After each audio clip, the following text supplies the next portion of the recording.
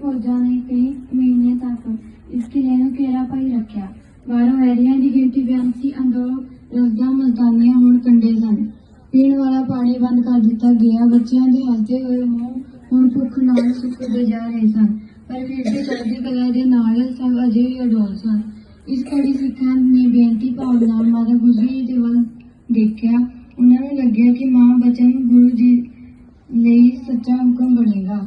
ਸੰਗਤਾਂ ਨੇ ਬੇਨਤੀ ਕੀਤੀ, ਮਾਤਾ ਜੀ, ਵੈਰੀਆਂ ਨੇ ਕਸਮਾਂ ਖਾ ਕੇ ਕਿਲਾ ਛੱਡਣ ਦੀ ਗੱਲ ਕੀਤੀ ਹੈ। ਹੁਣ ਸਾਨੂੰ ਇਹ ਘੇਰਾ ਤੋੜ ਕੇ ਬਾਹਰ ਨਿਕਲਣਾ ਹੀ ਚਾਹੀਦਾ ਹੈ।